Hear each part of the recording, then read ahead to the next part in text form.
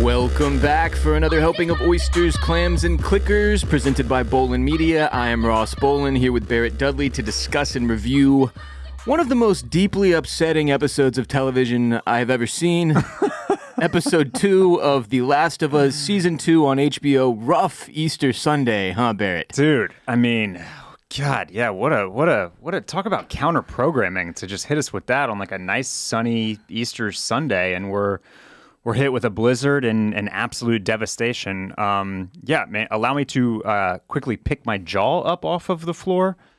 Man, I have just been like nervy with anticipation about doing this podcast, which is not something that happens anymore. We're in here twice a week. This is very, We're comfortable usually. Very comfortable here, and I've been like having this like a little bit of jitters about thinking about this episode and thinking about, just getting off my takes and about covering it.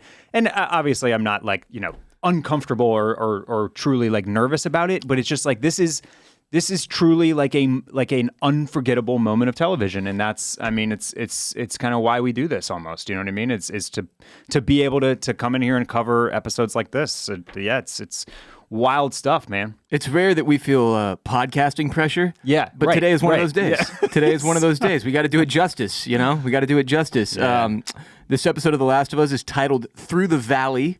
It would have been titled "The Bells," but Game of Thrones already did that. That's right. That's right. Yeah. Written by Craig Mazin, directed by Mark Mylod, who you may remember most recently from Succession. He did 16 episodes of Succession as the director, 6 episodes of Game of Thrones as well. I couldn't tell. I was looking him up. I noted that he was the director. That actually made me very excited for the episode when his name popped up. Little did I know what I was stepping into.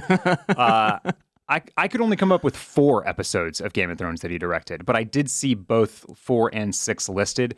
Anyway, I'll bring some of those up that I know he directed as we kind of walk through the plot here. But yes, an extremely talented director.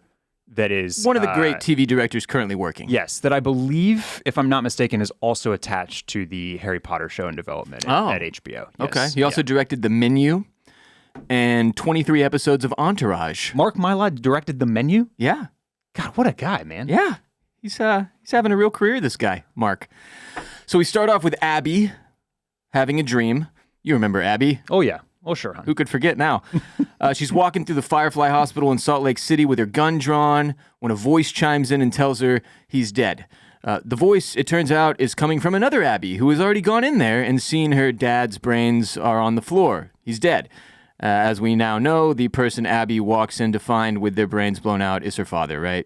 We get that in this episode. The Faja. The doctor who was about to operate on Ellie before Joel killed everyone, except the 2 nurses, which I feared would come back to haunt him, and of course, it did. So Abby wakes up, and she's in this lodge overlooking Jackson, Wyoming, with her little squad she's been traveling with, right? And one by one, they wake up and realize, holy shit, Jackson is a lot bigger than they could tell the previous night in the dark.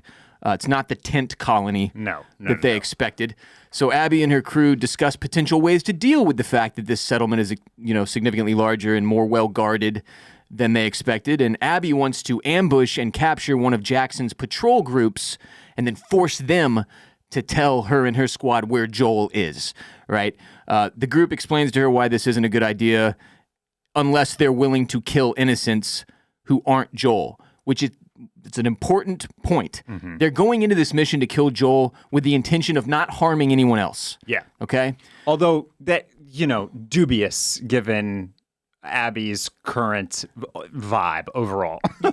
Indeed, yes. Abby's post-apocalyptically handsome boyfriend has the beginnings of an idea for a plan, maybe, similar to our President Donald Trump, who had concepts for a plan. He's onto something, Barrett. He just needs some time to let it crystallize. So Abby leaves to take the next watch and let her man think. And that's when her man tells the others in the squad that his plan is actually to convince Abby to go back where they came from. Because if they don't, he says, the only people getting killed out here are us, right?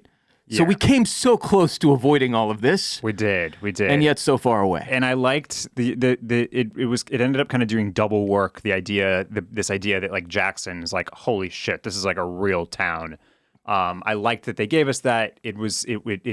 it factors in later, which we'll get to. But also it was just like cool to know that like 5 years in, it felt real. Like it felt like a real thing, like post-apocalypse, like yeah, 5 years in, like they're rebuilding a city. They've got power lines. They've not just generators. They're like 30 years in. True. Yeah, 25-year time jump in season 1. 5 years from where we last left them, where Jackson was a relatively small community. Yes, it has since been developed into a full-blown city. It's like a burgeoning, it's a city. Burgeoning mountain town. Right, so it's a mountain town. It's like when you're up on the mountain on a ski trip and you look down at the town. That's what Jackson looks like. Right. Modern day. Without an apocalypse. So they've done good work down there in Jackson. Exactly. A lot of credit to the city planner, It is cold as shit outside, and for some reason Abby is on patrol solo. You and I have discussed how, like, obviously in a post-apocalyptic society, you got to go buddy system. You have to. Yeah. Buddy! She didn't do it. So she's freezing her absolute ass off out there. Neither did her boyfriend, though. Yeah, for whatever reason. He was out there for an hour alone. They're going solos right now. They're doing solos. Very strange. She's watching Jackson from afar, and then she's like, oh, fuck it. And she decides she's going to go back to her squad. She grabs her gun, turns her back, and then she hears something, which I think was like a horse whinny. Yeah. But when you watch with subtitles, they don't acknowledge the whinny at all. Oh, no. Not sure why. No whinny? No acknowledging of the whinny? No acknowledging of the whinny, Barrett. But she sees 2 riders from Jackson on horseback patrolling. So Abby goes after the patrol alone. Seems like she's doing the plan that she pitched her squad on, but solo for some insane reason. She slips, she falls down a double black diamond, loses her gun, lands in a pile of frozen corpses. And immediately I was like, yeah, those are going to be infected. Those are... But they play it. They play it really well. Where you don't really immediately get confirmation, but then she looks over at one, and one is clearly a clicker.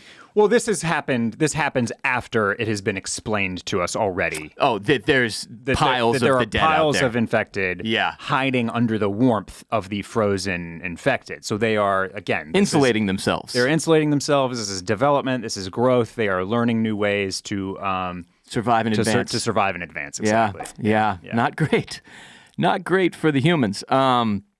She slowly realizes all the bodies are infected. All hell breaks loose. Dozens of them start bursting up through the ground in pursuit of her. She runs.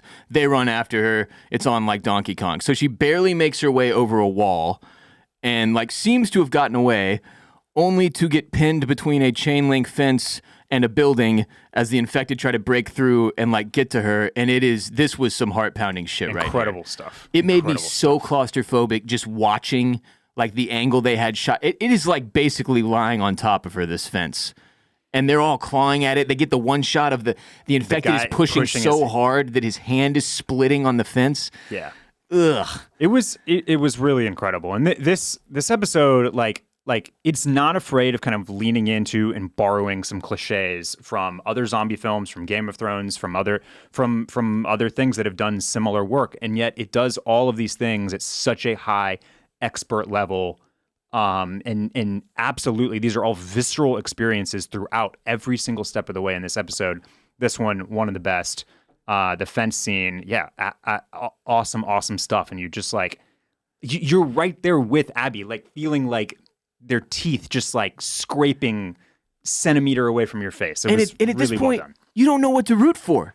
Do I want them to get her? Do I want her to survive? You're kind of in this limbo as a viewer who hasn't played the second video game. What the hell is going to happen here? So she gets out of the fence situation, but one breaks through, crawls after her, chases her, jumps on top of her, and just as she's about to get got, a pistol comes out of nowhere off screen, blows the infected away, and pulls Abby up.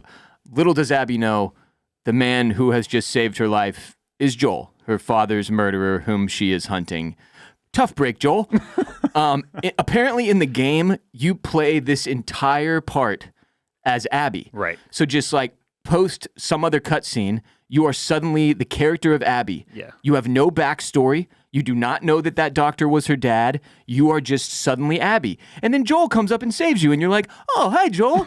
Good to see you, Joel. And then the story continues, and you're like, wait, what is happening? What is happening? What is happening? It just gets worse and worse and worse, right? So absolutely crazy that's the way it unfolds in the game. All right. That's good to know. That's a good little piece of insight, actually. Yeah, so when they get to safety, Dina is in this building, repeatedly calls Joel's name immediately, which alerts Abby to how lucky she has just gotten. Yeah. Yeah, and so if you're a little bit confused at this moment, like I was, because originally I thought that this was Jackson, but they are outside of the town still. They're at some stable outside of Jackson. Joel and Dina are on patrol. They're on patrol, right? And have come into this building to get out of the weather. Yeah. Yes. And warm up. Yeah. Then Joel clearly heard the horde coming or something, went out there, saves Abby. Now they got to get the hell out of Dodge, right? Yeah. So at this point, when Abby realizes this is the Joel she is hunting, or she's got to be pretty freaking confident that it is anyway. What are the odds? It's another Joel. She's unarmed. She reaches for a belt, but realizes when she came tumbling down the mountain, a la Lone Survivor, she lost her weapon. Mm-hmm. So she's got nothing that she can really do here yet. The weather has them in a shit situation where if they stay, they die. If they go, they die, as Dina puts it, but they've got to go. They've got to try, right? So Abby tells Joel and Dina that her friends are holed up in a lodge halfway up the mountain, that it's not far. Joel's like, fuck it, we don't have any other option. So they ride off toward this lodge, right? Before we go any further, a reminder that later this week, Barrett and I will be further discussing and digesting all the insanity that just unfolded during this episode in another podcast that will be available exclusively on patreon.com/oysters, clams, cockles this Thursday.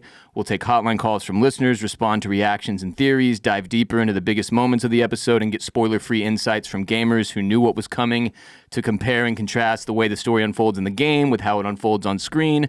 We do this every Thursday on patreon.com/oysters, clams, cockles. Great week to join for it. Yeah. Oh, yeah.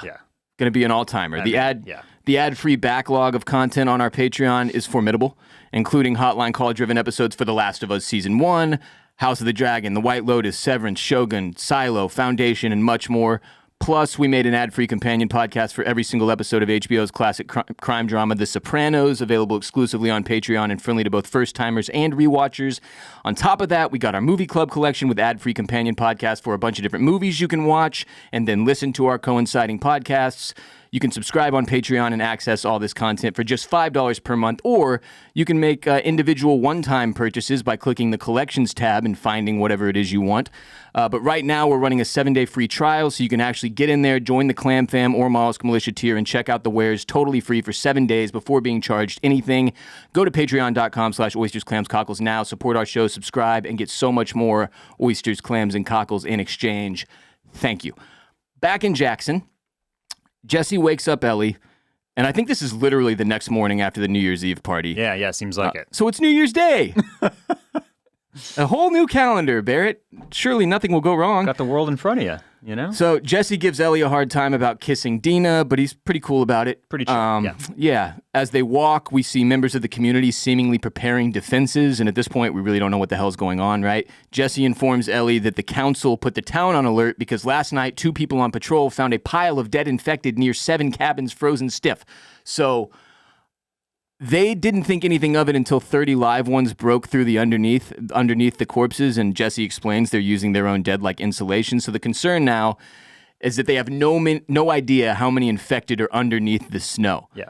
And if you missed this explanation or sort of ignored it like I did during my first watch through, I was like, yeah, conversation, small talk, let's get to the good shit. And I kind of didn't pay attention to this. Uh-huh. So when they started coming up through the snow, you were probably pretty fucking confused if you were in my shoes. Yeah. I had no clue what was going on, dude. For me, as soon as Abby ends up in that field of infected, I was you were like, oh, here we go. Yeah. My dumb ass had no idea, dude. Second watch through, I was like, I probably should have been paying attention to that conversation. So Jesse also mentions that someone told the council a ghost story about the world's smartest infected, and now everyone is spooked out of their minds as a result. So they're basically preparing for war here at Jackson, right? Yeah. They're doing their due diligence, getting everything fortified. They're fortifying, Ross. And they are prepared. They are fortifying the fort, because that is what you do to a fort. You gotta fortify it. Yeah, and it's not a castle. It's a fort. That's a good way of putting it. It's a fort. Yeah. Ellie tells Jesse she's going to go do patrol with Joel, but not to take offense. And Jesse's like, yes, offense, because that's the one person you avoid like the plague. And then Ellie responds with, quote, my shit with Joel is complicated. I know that. From the outside, it probably looks really bad. It has been really bad, but I'm still me. He's still Joel. And nothing's ever going to change that. Ever. She's like, now, if you don't mind, I'm going to go on patrol with him like fucking daddy-daughter day, okay? Yeah. Which is around the point I started to become concerned. See, now we're switching positions because I did not read an ounce into this whatsoever. You were just like, oh, good. She's still got an underlying positive attitude about her relationship with this man. Yeah. I was just like, okay, all right. They're kind of clearing up the relationship. Yes, it's fractured. Yes, it's a tenuous one at the moment. There's a lot of friction. She's an angsty teen. Yes, but like at the end of the day, they still got a lot of love for each other, and they do have this bond, this kind of father-daughter like bond. So that's good. And we'll get to see them come back together. Yeah. Today's a good teenage hormone day. It's going to be a happy episode. Let's do this. Yeah. So unfortunately, Joel has already left on patrol with Dina an hour ago, so Ellie is stuck with Jesse. Tommy, Joel's brother, leads a town meeting where he explains that if you see flares or hear bells, you stop what you're doing and you follow the plan. Young people and old people get into the basements and cellars and lock the doors, reinforce them, shelter in place until they're told it's safe to come out. The rest of them, all the able-bodied fighting people, go onto the rooftops, second floors, with guns. They go up high, right? All the guns. Yeah. Also, some dude named Earl shot himself in the leg last week. Tough for Earl. Safety's on. Maria, Tommy's wife, takes Ellie over to Seth, the homophobe who called her the D-slur last week, and Seth does his best to apologize, but it doesn't go super well. He did make Ellie and Jesse. Okay. It was okay. He did a fine job. You got it. This is what do you? I didn't expect Ellie to be like, yeah, it's all good. I'm totally water under the bridge. You're forgiven, Boomer. You're completely forgiven. No harm, no foul. But they do get steak sandwiches out of it as an olive branch, so you know you feel good about that. So Jesse and Ellie head out on patrol. As they exit the gates of Jackson, Ellie notices a storm on the horizon, but Jesse's like, oh, it'll stay up in the mountains. It shouldn't be a problem because Jesse, it turns out, is the world's worst meteorologist.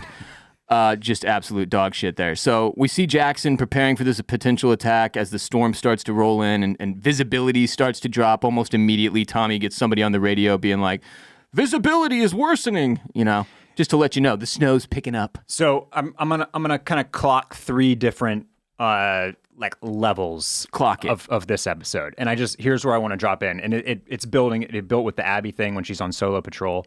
But the way they are communicating how cold it is here is maybe the best I've ever seen it done in anything. It was super effective. Super effective. I felt cold. I was like, everything they were doing from like the makeup to the graphics on the weather to the way that people were like bundled up and acting that they were cold.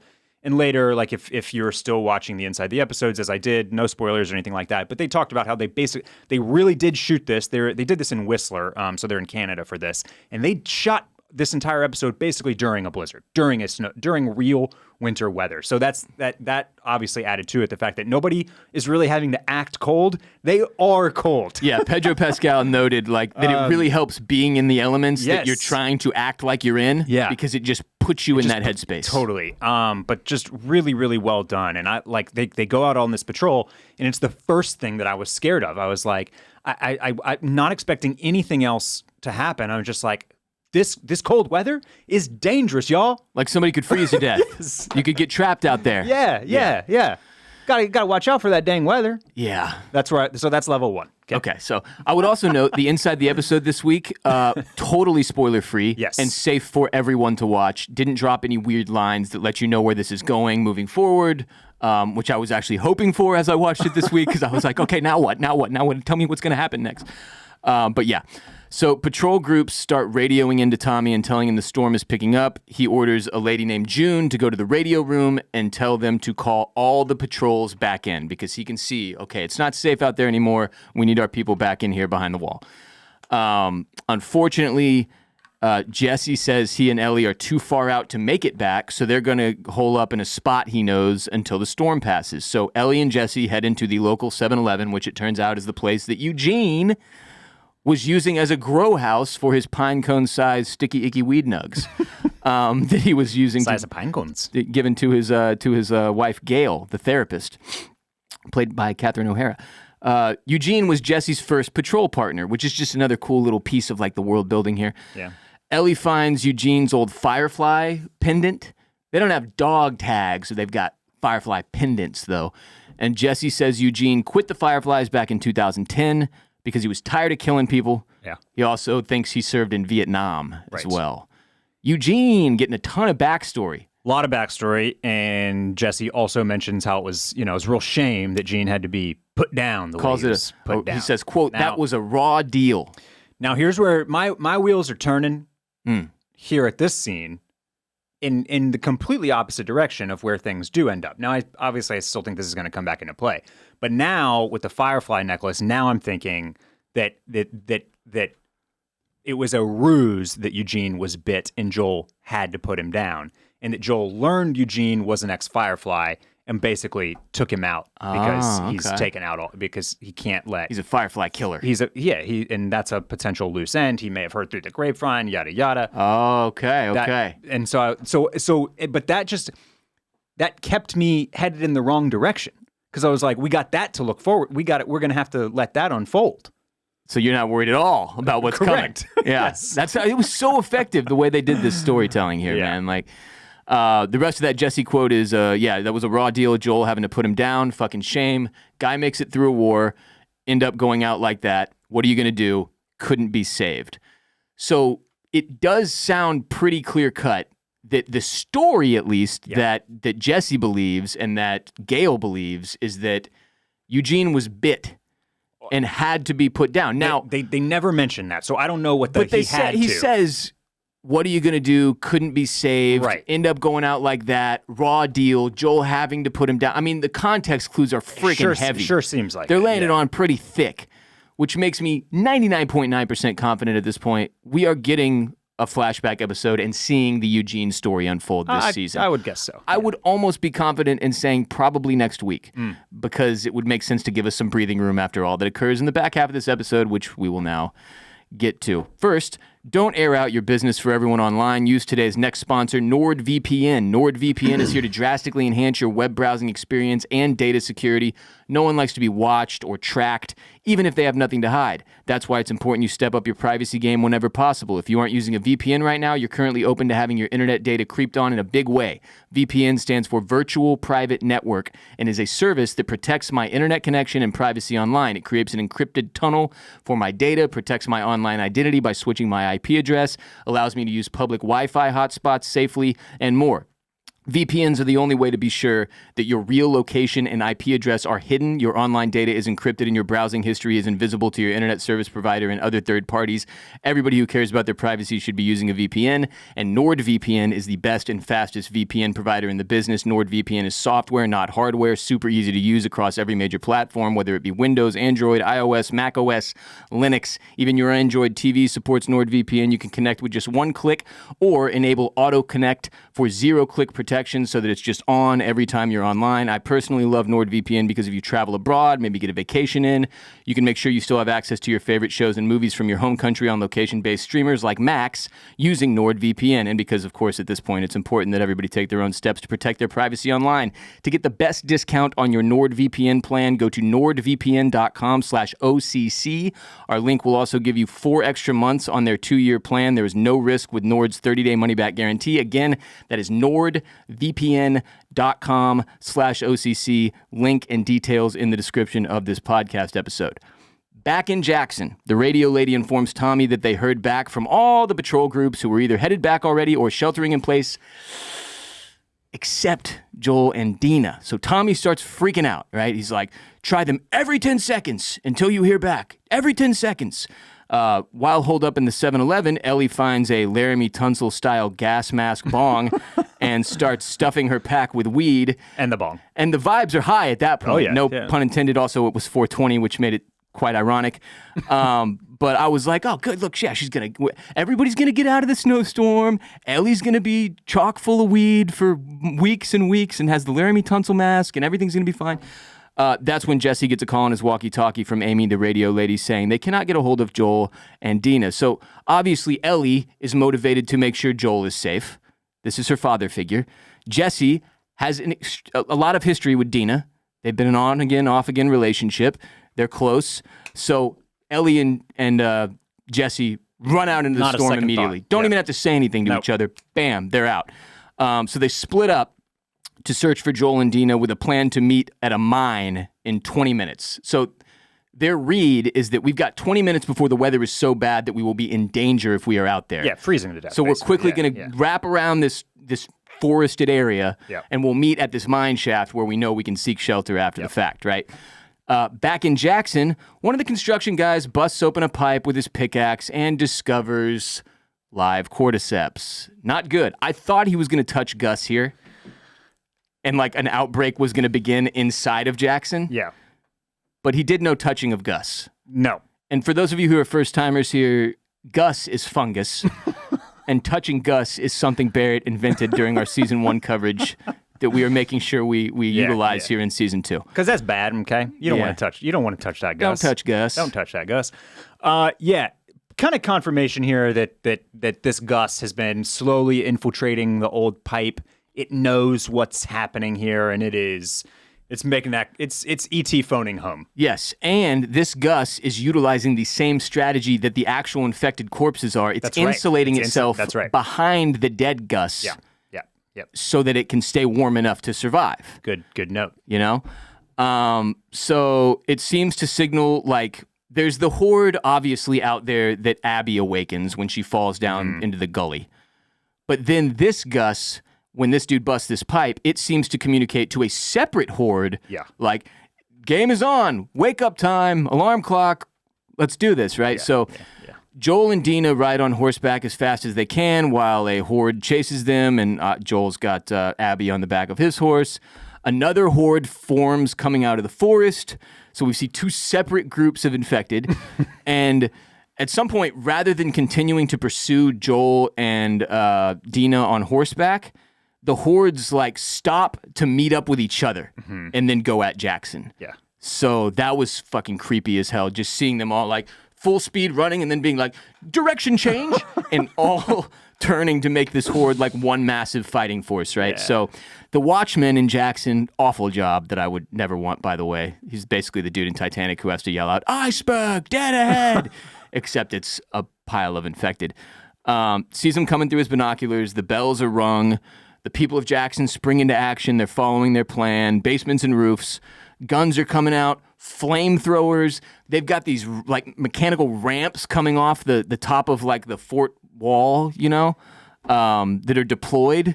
These people were fucking ready for this shit, boy. This scene was awesome. This was sick. I cannot give enough credit to them putting in the work and doing the details on this type of thing, because you feel this shit, man. It feels real. And the way that they're deploying everything that they have set up, which is like this mix of like old and new tech. I loved that shot when they like strapping the backpacks on the dudes, and you get like the close up of like the pressure dial turning all the way up for the flamethrowers. Them starting to drop the little like the barrel rollers down. Yeah. I mean, this shit was awesome. Like I was getting chills watching them prepare for this. Like with still very, very confident, feeling like there's no way that this horde's getting into Jackson. Right. We're all good here. But this is cool to watch them get set up for it. Even as I got worried about what was happening outside the walls and with Joel,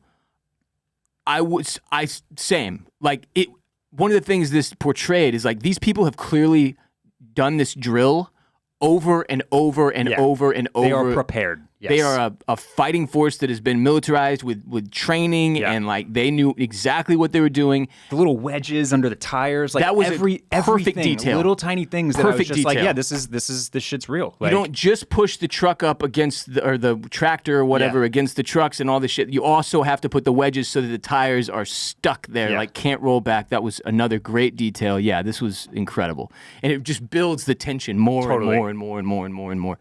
It's like the equivalent of watching, you know, any of the mini Game of Thrones episodes or other medieval shows or Lord of the Rings or whatever, where they're like, all right, the zombies are coming or the orcs are coming. Prepare the wall. Right. Prepare the defenses, right? So as the horde approaches, Tommy acts as like basically their general. First, they push these barrels of oil or gasoline out off the ramps atop the wall into the midst of the infected. Then they shoot holes in the barrels. Then they throw torches into the flammable puddles. Now, they definitely could have used some wildfire right about here, but they did the best they could. Barrels start exploding. Now we've got a shitload of infected on fire. They kept shooting infected who were on fire, and I was like, no, damn it, save your ammo. Those ones are already on fire. Shoot the ones literally climbing up the wall right below you. I started to fucking freak out a little bit here. It was so intense. We like bounce over to Joel, who's riding for the lodge with Abby on the back of his horse. They reach a clearing where they can see Jackson and the fire outside of the walls, and Joel is like, I gotta go back. I've got to go back. They're like, you're not gonna make it. You're gonna die. He's like, if I die, I die. And then Abby tells him and Dina that the lodge is like a minute away, that they've got blankets, ammo. She says, my friends can help you get back. We can fight. So this was another moment of many where this is all almost avoided. Yeah, sliding doors moment. And Although then- Joel might die if he tries to go back too. You True know what enough. I mean? Like that, but perhaps in a better way. Would have traumatized all of us, and particularly Ellie, a lot less. A bit less. But yeah, the call of blankets, I think, was too strong for him to like. Yeah, he's like, fuck, I am gonna die if I go back. Yes, and when we get into the lodge, we see that like they're already experiencing frostbite. Like this is it's bad. It's really bad. Bad news. Really unsafe. Yeah. Tommy continues picking off infected from atop the wall. Then he notices the horde turn their attention from just running straight at the wall, and like they're going around the other way. Also, there's a bloater running with them. So he realizes they're going to breach the wall with the bloater. He takes off running down Main Street to get his flamethrower, meets up with the flamethrower squad. There's like 4 of them, right? Or 5 of them. He looks up at his wife, Maria, who's on the rooftop or whatever. In come the infected, and holy shit, there are a lot of them. And 2 of Tommy's fellow flamethrower men just immediately tuck tail and run. Yeah. Cowards. Hate to see it. Takes like 30 seconds for That the would totally infected. beat me, by the way. Oh, yeah. Nope, that's too many. Sorry. Yeah, I'm not standing in the middle of the street. I'll get up on the roofs with y'all. Yeah. But come on, this is a terrible post. This is the worst spot. He even says earlier when they're going over the plan, he's like, don't be on Main Street. Main Street is the worst place to be. And then there's him and 5 guys with flamethrowers just standing there in the middle of the road. So it takes like 30 seconds for the infected to get up on the rooftops. It literally takes less than 30 seconds. Like, they bust through the window, climb up the stairs. Next thing you know, people are getting thrown off the rooftops or tackled off the rooftops. They're everywhere. It's like watching ants come out of an anthill. Like, they just spread all over the place, man. And at this point, you're like, oh, shit, Jackson might legitimately fall. So now we go clocking in level 2. I like looked over to Laura and I was like, holy shit. I did not think that Jackson was going to get taken. Episode 2. In episode 2, I was like, I thought this was going to be our nice little home base. They got the whole season. The burgeoning city. They're really doing things in a nice way. I thought we were going to be coming back here, to hang a little bit in season 2. They're fucking everywhere. They're taking the town. Like this is really bad. There's got to be at least 1,000 of them. I was not feeling confident for Tommy or anyone, and Maria, who in my head I call Pam and Tommy because I can't stop myself. Oh, yeah. For some reason I think she's Pam, but her name is Maria. It's Maria. Maria and Tommy. I was not feeling good for them. I was like, oh man, we're probably gonna lose Tommy and Maria. Yeah, you start to feel a lot worse when Maria singles out the bloater and just like shooting it with a pistol from on the roof, and the bloater is like, I choose you. and is clearly going to make a run at her. And Tommy's like, oh, God, I have to distract the bloater from going after my wife. So he attracts the bloater's attention, I did notice this as a strange moment, because he's shooting directly at the bloater and dozens of other infected are just kind of running past him. And he's kind of getting away with a little bit of story, or what is it called? Plot armor here, where I was like, yes.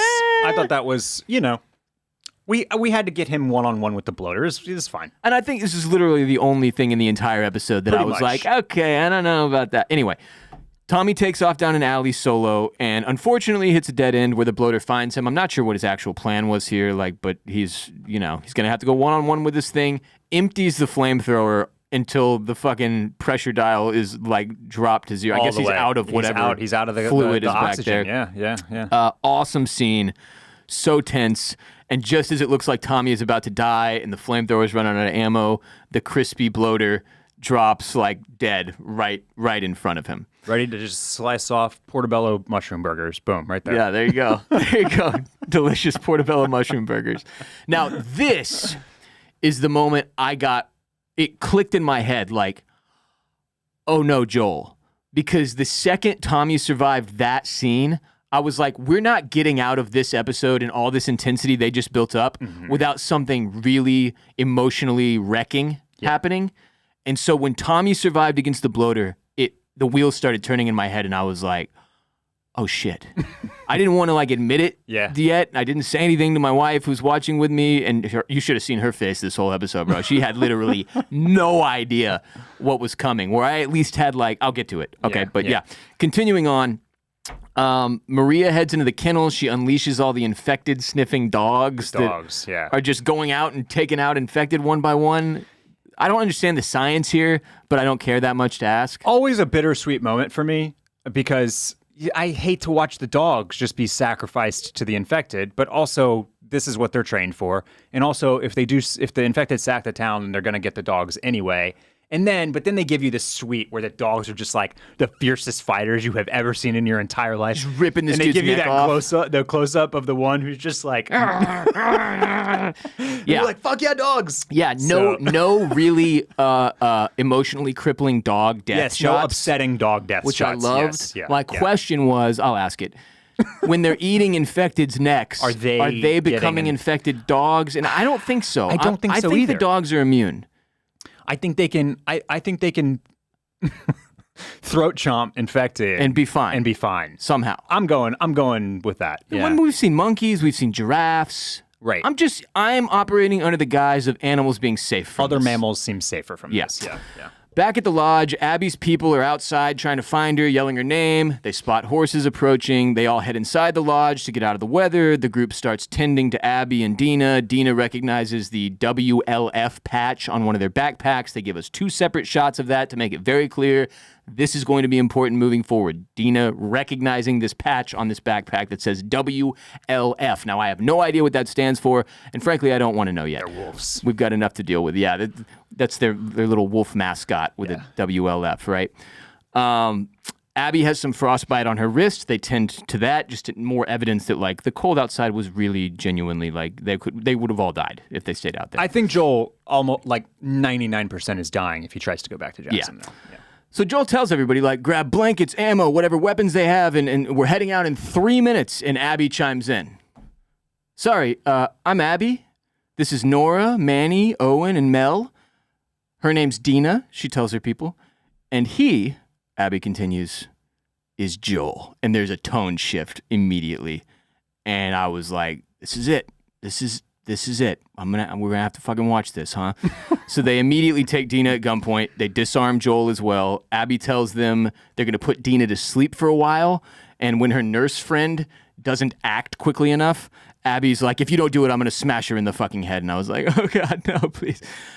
So again, like we played with it earlier, but when Abby, it seems like this group is attempting to take out Joel without hurting anyone else. But Abby's not necessarily all the way on board with that the way everyone else is, or at the very least, she's going to use the element of we might be unhinged enough to kill everyone to her advantage in this situation. So Abby helps Joel figure out that they aren't raiders, they're former fireflies, but there are no more fireflies because they're all gone. So Joel is putting the pieces together, and they sedate and put Dina to sleep for 1 hour. Specifically, she will be asleep for 1 hour based on this dose. They could have just tied her up and taken her to like another room. It was just sort of an odd decision that I don't think in the game Dina is in this scene. Okay. But I could be wrong. Because Dina in the game, allegedly, this is one of the things I do know. Mm-hmm. I think she's the one that goes one-on-one with the bloater. Okay. So they changed it for the show to be Tommy. Got it. Is my understanding. I was okay with this. I mean, they don't know where rope in the house is. They got what they got, you know? It just sedate her real quick. What's the big deal? Yeah. Right. So Abby identifies Joel based on the scar on his right temple, his height, his age, the fact that he's pretty handsome, all these details that they laid out for us in episode 1 of season 2. You are pretty handsome. Congratulations on that. Yeah. She asked Joel where the last place he saw the fireflies was, and in exchange, if he tells the truth, she will let Dina live. Joel tells the truth, Salt Lake. And Abby's like, at least you're honest. Joel tells Abby, I saved your life, which he literally did 10 minutes ago, which makes this all the more devastating. But she responds, what life? And blows off one of his kneecaps with a shotgun. Yeah, so... Didn't see that coming. This is the moment where I started to say, oh no. When she kneecaps him, I was like, that seems hard to come back from. But I'm still doing the mental gymnastics in my head at this moment of like, it's episode 2. Fuck, who's going to save Joel? How is he going to recover from these leg wounds? Like, this is pretty serious shit. Like you're watching this whole thing unfold going, okay, where are the outs? Yeah. Okay, yes. maybe Dina will wake up because they didn't dose her enough. Okay, maybe Jesse will roll up because he's out there on horseback as well. Okay, maybe Ellie comes in and saves him. Like, you're doing the mental gymnastics to try to make it okay. And we've seen enough TV and movies where our heroes overcome these like incredible odds to like defeat a group of 6 armed people and make for these incredible moments. And right? so when she kneecaps him, it takes away that like the most likely out, which is that Joel goes Jason Bourne on their ass and like kills everybody and gets out of there. Yeah. Even if it leaves Abby like in the wind to continue that story development. That's kind of like your number one option as a TV and movie watcher, I think. And so when she hits him in the fucking legs with the shotgun, you're like, okay, where are the other exits? Yeah. And there really aren't any until we get one maybe, and at that point it's too late. It's too late. Yeah. They tourniquet him so he'll stay alive and won't bleed out, which was another pretty big red flag. Yes. Abby kneels down next to Joel and tells him, about Salt Lake. He killed 18 soldiers and 1 doctor that day. An unarmed doctor you shot in the head. That was my dad. And then she gives this little speech. The nurses said you barely even looked at him when you pulled the trigger, and then you just walked right past his body and out the door. But I looked at him. I saw him. I was 19. I've been in the militia for 5 years now. Seattle. I'd warn you not to go there, but little chance of that. Anyway, our commander trained us to follow a code. We don't kill people that can't defend themselves, and right now, that's you. But I am going to kill you, because it doesn't matter if you have a code like me or if you're a lawless piece of shit like you. There are some things everyone agrees are just fucking wrong. And Joel like nods his head slightly in agreement, almost like, yeah. And the way she lays this out forces you to go back and remember the way he executed this doctor. I think they even give us a flash of it. They do show give you us a flash of it, yeah. And the doctor was basically like, hey, stop. And Joel just pops him and immediately moves on. And as Abby notes, the nurses say that he barely even like looked at him. Doesn't even acknowledge him. Yeah, it's like a no-look pass type of situation. But with a bullet to the forehead. Right. Brutal. But makes you remember, like, again, this is what this show and this story is doing so well. And what they outlined, after episode 1, I think it was Craig Mazin who said the villain depends on your perspective, where you're standing. I do want to cut in here and ask you, without any other knowledge of what may or may not unfold here, do we think that Abby has knowledge of what her dad was doing? I do not. Because these nurses were there.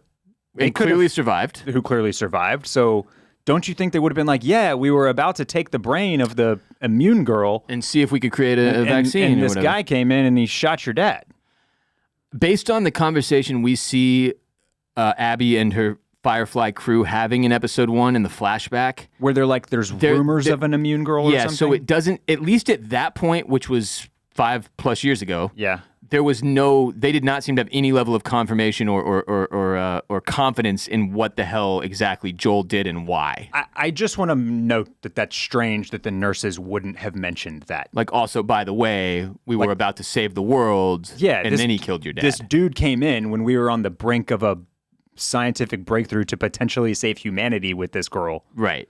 And killed him. Like, I don't know why they would leave that out. For some reason, there's a lapse in information there. So I'm kind of, I don't know what to think. I'm just curious. Well, and the fact that they leave Ellie behind in this lodge makes me doubly confident that they do not understand the value of her. Yeah. So for whatever reason, I don't think they know. Okay.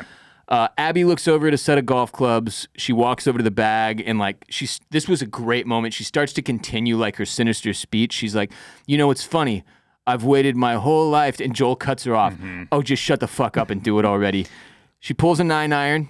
This was I very much needed that line from Joel, because Abby is giving this kind of like classic villain speech that, and we've known her for 40 minutes, basically, or I don't know, 12 minutes of screen time or whatever. Yeah. And so you're kind of like, it's the speech is like not fully clicking for me all the way in a weird, like, it was fine, but I liked that Joel says that because it made it real. It made it real. Grounded it a little bit. In real life, nobody who's about to die just lets the sinister murderer who's about to take them out just give their 20-minute do a bunch monologue. Of yes. Man, you'd be like, just fuck you. Yeah, shut the fuck up and do it already.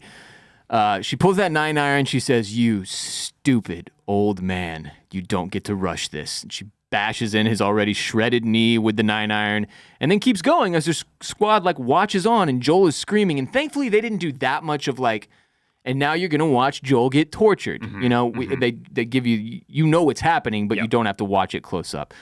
So Abby is continuing to pound on Joel, now with her fists, because the golf club snapped in half. Ellie follows the horse's tracks to the lodge. Abby's little boyfriend tries to talk her into stopping this obscene violence and kill the guy, but Abby ignores him. Ellie walks in with her pistol and knife drawn, makes her way to the room where Joel is being held. She gets inside, immediately gets thrown to the ground and disarmed, but not without getting a slice in on Manny, who it turns out is very upset by that. She sees Joel bloodied and beaten to a pulp, but still alive. Ellie yells Joel's name, tells him to get up repeatedly. Beautiful moment where Joel lifts his head just like 1 inch off the floor, but that's all he can do. Abby goes and gets the sharp part of the 9-iron that snapped off as Ellie begs her not to do it, but she does it right in Joel's neck. Ellie weeps. Manny, it's chaos in watching this moment unfold. You maybe not clocking this your first watch through, especially if you didn't know what was coming, but the Manny guy that she sliced on the way in, he seems like he wants to kill Ellie right there, but one of the other people has to like talk him out of it. Right.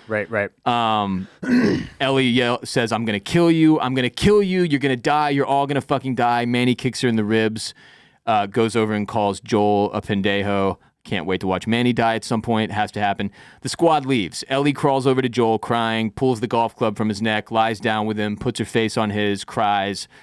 Joel is dead. Joel is gone. We see Abby and her squad make their way away from the lodge. We see Jesse ride up to the lodge on his horse. Back in Jackson, they're finishing off the last of the infected horde. Tommy is reunited with Maria and weeps, and he doesn't even know the worst of it yet.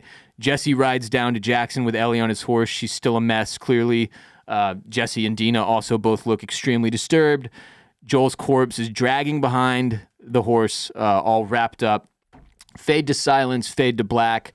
No, I thought they were going to come in with like the Last of Us classic guitar thing. No, they just make you sit with this shit in the silence as the credits roll. Whew. Yeah, level 3 was obviously they went all the way. They killed Joel. They did the thing. And when you're looking for that exit, I think it's they give you that one last shred of hope with Ellie coming into the building, guns drawn, and then immediately snuff it out. She doesn't even get a chance. They just are on top of her the second she opens that door, disarmed, pinned to the floor. It's over. It's over. Yeah.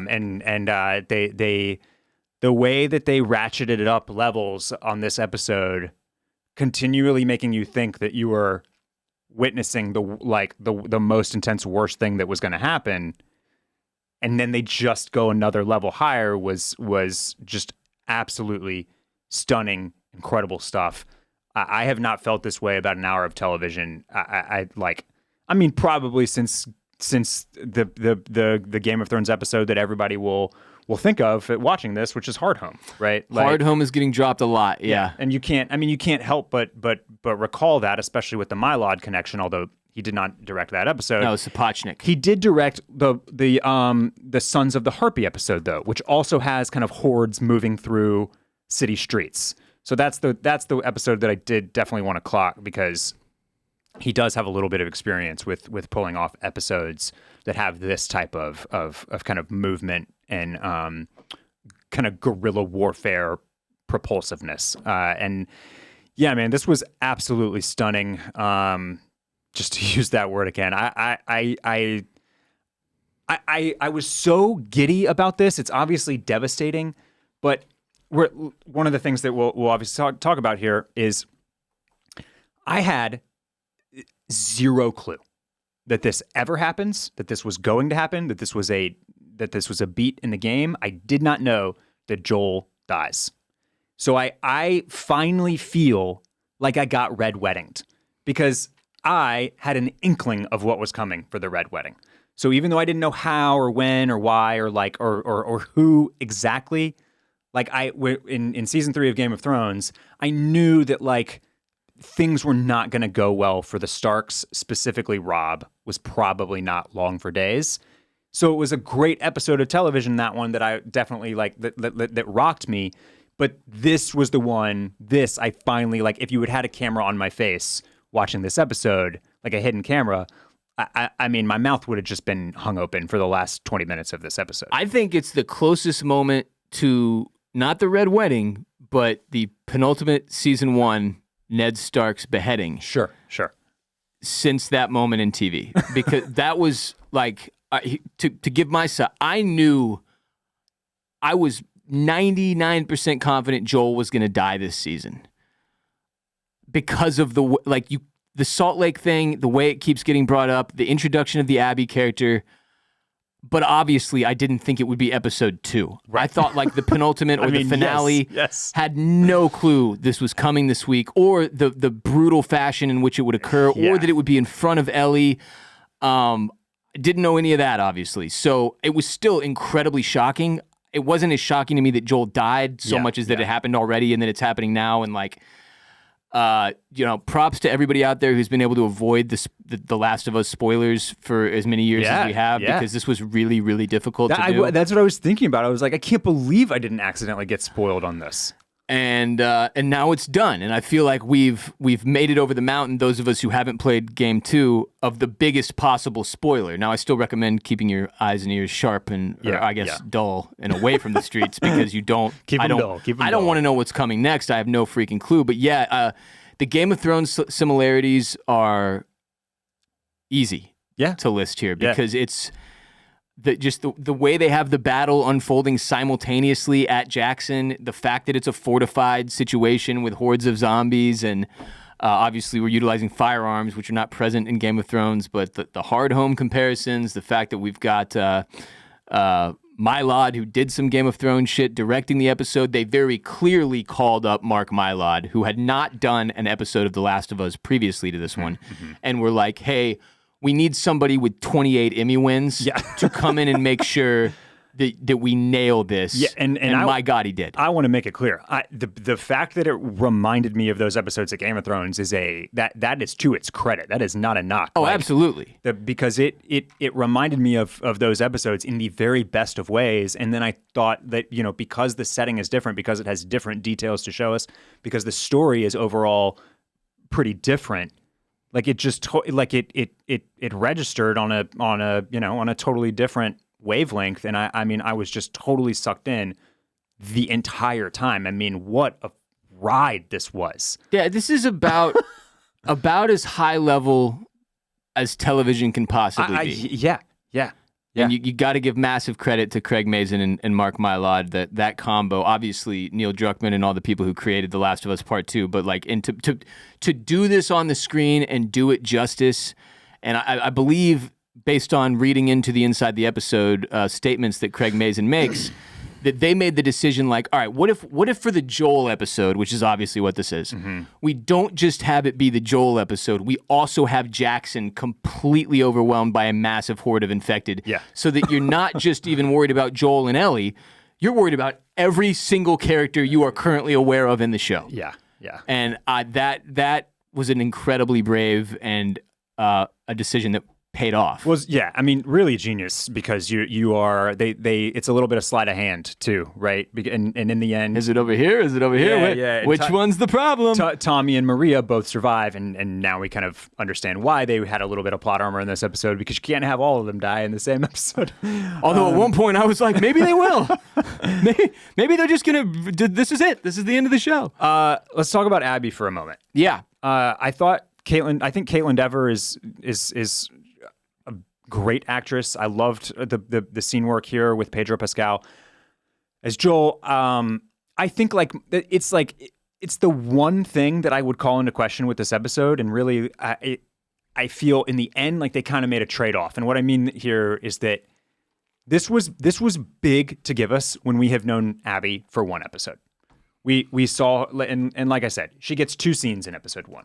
we meet her, and then we see her approaching Jackson, and that is it until basically she kills Joel. I mean, the episode where she kills Joel. So in a way, I had a sense of wanting a little bit more at just like getting to know Abby before she does this. Imagine how the gamers felt. Yeah, right. You're just suddenly playing as Abby, who you've never met and have no backstory with. But that insight, I think, is crucial information to know that it sort of replicates what you experience in the game. But more generously. Yeah. Because we get a little backstory at least. Know that she wants to kill Joel. And that she exists. That she's a threat. Yes. And why? You don't even know in the game. You don't even know it's her dad that was the doctor. Yeah. You know nothing. Yeah, that is truly incredible. And then yeah, I like in the end, I'm kind of glad that they did kind of go early on it, because the trade-off here is that if you watch 4 or 5 episodes of Abby hunting, you may start to get more and more of that sense that Joel is going to die, that his doom is impending. Right. Here, it's just like they hit you in the face with it before you can start seeing the pieces on the board move in that direction and feel like that's a finality, you know? And so that in the end, that adds to it more than it takes away. And I also think that very obviously we are going to continue getting a lot more of Abby to fill in, kind of backfill some of that story in those gaps. The other thing that I would note, which is just again, like not really something I'm upset about, but because of some of the, like this season on The Last of Us, I also now know a couple of things. We know that we're going to get some flashbacks.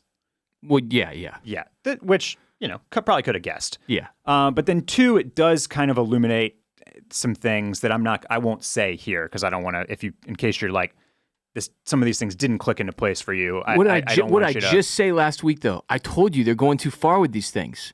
They're saying too much in these inside the episodes and stuff, and it is overly revealing. This is from just the trailers. This is just from like this season after episode 1 ends, later on The Last of Us, this year on The Last of Us. Well, there's also stuff. Casting details that allow you to do some, assuming. But yeah, I, all in all, trades that I'm willing to make, especially because what I am specifically talking about, which I'll tell you off mic, again, added to me being completely caught off guard with the Joel thing of this episode, the Joel death. So credit to the surprise, man. They pulled this off wonderfully. Awesome episode of television. So how do you feel? Say enough. How do you feel about Abby?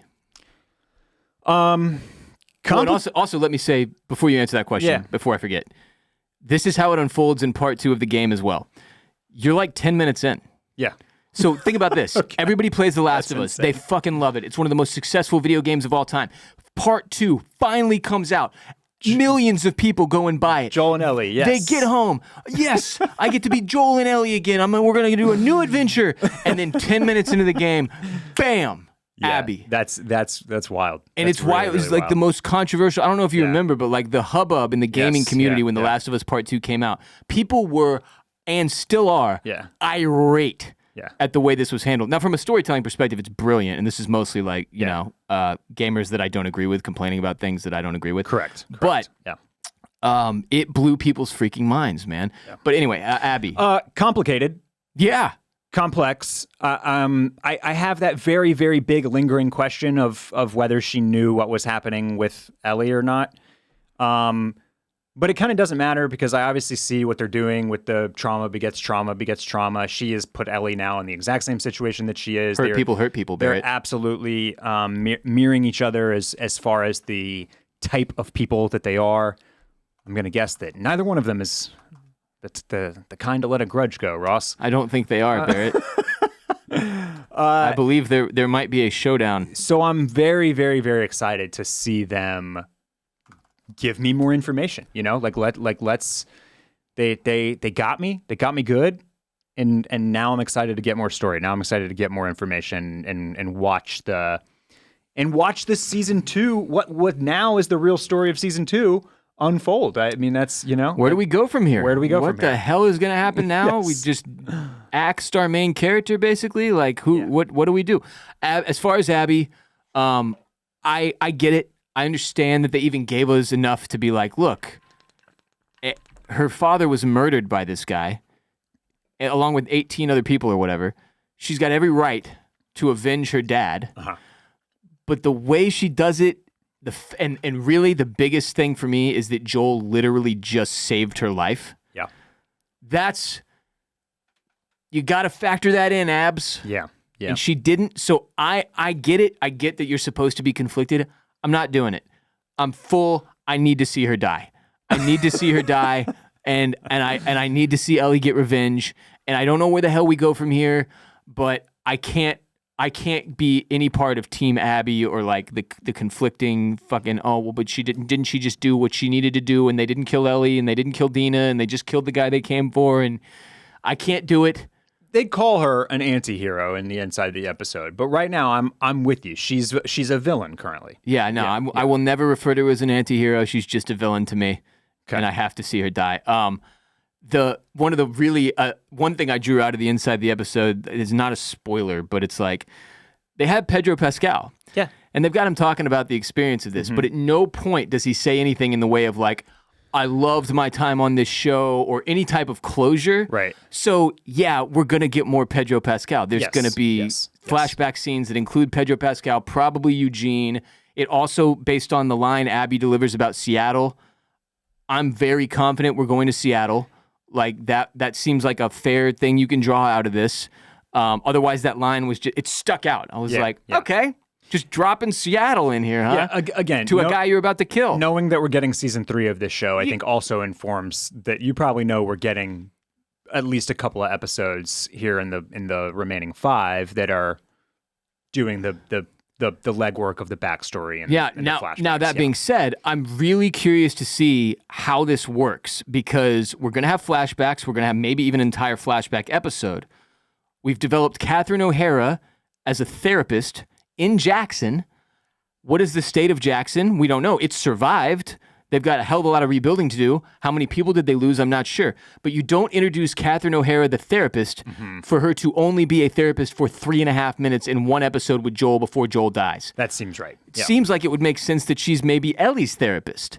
But I'm under the impression that Ellie is probably about to go track down or spend the rest of the season hunting Abby, who killed Joel. Yep. So how does Catherine O'Hara operate as Ellie's therapist if Ellie's not in Jackson? So I have all these questions. A lot of questions. And honestly, it feels kind of freeing that we've gotten past this point. Yeah. Because now I truly have no idea what the hell is going to happen with the rest of this series. Yeah. And I'm excited because I'm perpetually online. I do this for a living. Again, I was really confident Joel was not going to make it out of season 2. And based on just the general vibes around The Last of Us, I knew there was a shoe that had to drop before we could get to like the other side. Yeah. Yeah. And this was it. This was it. 2 episodes into season 2. They did it. And there were also a lot of gamers who doubted, shockingly to me, doubted that HBO would do it the way they did in the game. A lot of people were thinking, well, they got Pedro Pascal for this part. They're not going to kill him at the very beginning of season 2, or what would effectively be like the right. beginning of part 2 of the game. So they thought they'd find a way to rearrange it. And I saw this feedback this morning online, which is hilarious to me because no, this had to have been one of the biggest things they were excited to execute on when they signed up for the show in the first place. Yeah. And my God, it was phenomenal, man. I'm really, really happy for everybody that works on the show, us as viewers, and honestly, gamers too. Because I have not seen a single fucking complaint, and it's been over 12 hours. Usually the internet is just rife with... I've also muted everything on Twitter, which might help. Have you stayed off Reddit? Yes. That's why I've not seen any. Oh, that's where all the negativity is? Yeah. Beautiful work, though. Fantastic stuff. Very excited for the rest of the season. And any closing thoughts, Barrett, before we move on? Oh, man. Come hang with us on Patreon on Thursday, man. There's a lot more to talk about, a lot more to unpeel here. But unfortunately, we just don't have, we got to do 2 episodes. We don't have time. 1 hour at a time. Yeah. That's how we like to do things. We'll be back later this week on patreon.com/oysters, clams, cockles, taking hotline calls from our listeners, diving deeper into arguably one of the best episodes of TV in the last 10 years. Very, very, very stoked to do so. Remember, Mollusk Militia, if you're a gamer, We do want to hear your perspectives. We just want to hear them without any spoilers about the future. So please call in with the details, the cool shit that we don't know because we haven't played the game yet. For those of you who are new here, I am waiting to play part 2 of the game until after we get past that in the story on the TV show, which I understand might not be until season 3 is done. But yeah, we're going to have a lot to talk about later this week on patreon.com/oysters, clams, cockles. Get in there. Remember, you can enjoy a 7-day free trial and check out our hotline call episode for the season 2 premiere if you want to see how those episodes function. That one is already available, obviously. Support our sponsors. Today we had nordvpn.com/OCC. Details and link in the description of our episode.